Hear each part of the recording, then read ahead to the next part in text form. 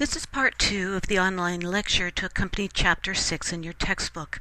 I highly recommend you read Chapter 6 because there are many important ideas, theories, concepts, and examples that I simply don't have time to address during this lecture. You can stop, pause, and replay this recording as often as you wish. Let's finish up Chapter 6.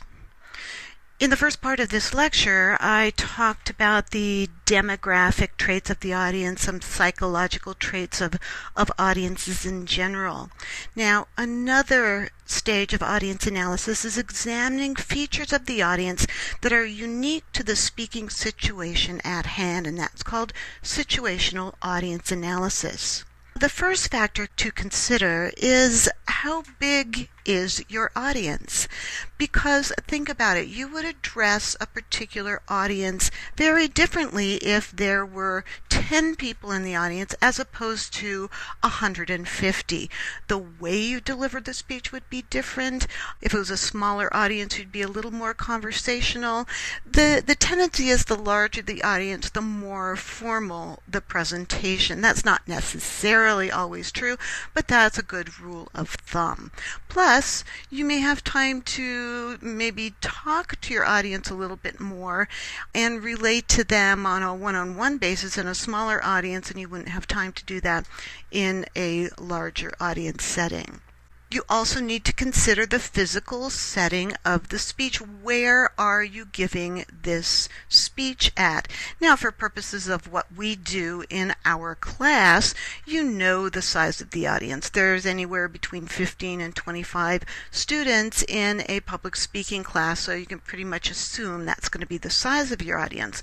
You can also assume that the physical setting of the speech is going to be in our classroom. So you kind of have the knowledge of where that is going to take place and how many people are going to be in the audience. But that may not be the case when you're giving a speech outside of the classroom setting. So you need to understand that because that's going to play a role in how you approach your audience.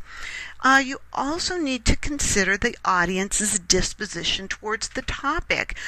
What is their general interest in the topic? Because that's going to color how you approach them about the topic. Also, their knowledge about the topic. How much do you believe that they initially know about the topic? That way you can decide where to start teaching them new information about that topic.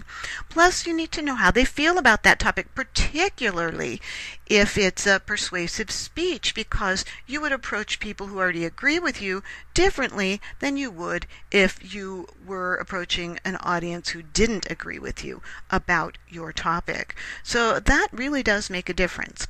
And then another factor you need to consider is their disposition towards you, the speaker. What do they know about you? How much do they know about you? How do they feel about you? I mean, these things do play a factor in how you approach an audience, and also their disposition towards the occasion. Are they happy to be there? Are they being forced to be there?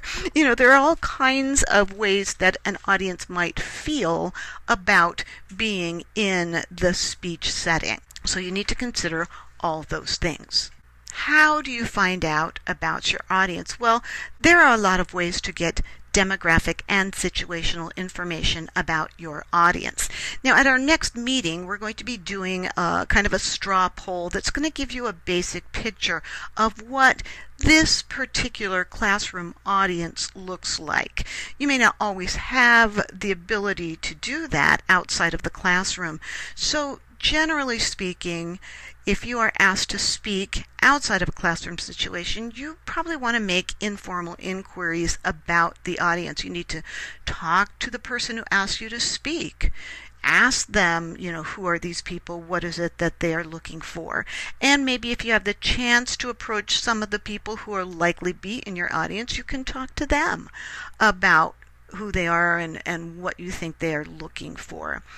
For classroom speeches, students often use audience analysis questionnaires. Now, I don't require that you do that. So if you want to do that, you would have to look in the textbook and see that there are different kinds of questions that you might be able to ask your audience. You can ask them like open-ended questions about how they feel about something. You can ask them fixed alternative questions where they either answer yes, no, don't know, that kind of thing. But that is all in the textbook, and you can look that up if you need to. If you're going to do a questionnaire, it should be clear and unambiguous and relatively brief, because in the classroom, you don't have a lot of time, to answer questionnaires. But if you really, really want to do that, particularly for persuasive speeches, because it's always good to kind of take the temperature of your audience and find out how they feel about your topic, by all means, feel free to let me know that you're going to distribute a questionnaire, and I will give you time in class to do that.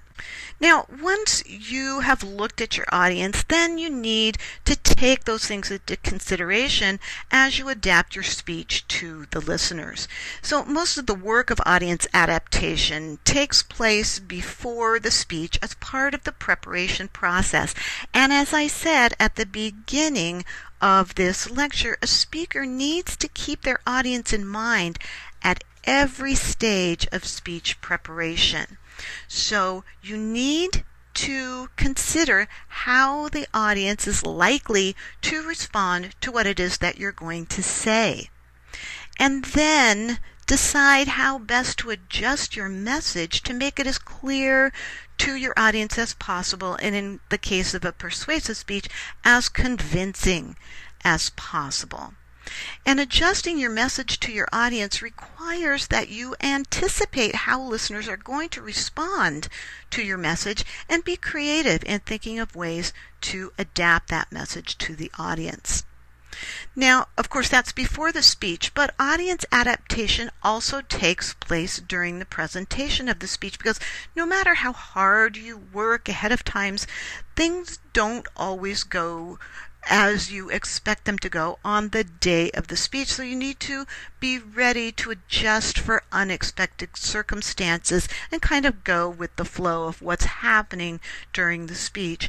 And watch for feedback. In Chapter 1, we talked about what feedback is. That's the audience's response, verbal, nonverbal response to what it is that you're telling them and what you're doing up there. And so you need to be aware of how they're responding and learn to adapt to those kinds of things. This concludes Chapter 6.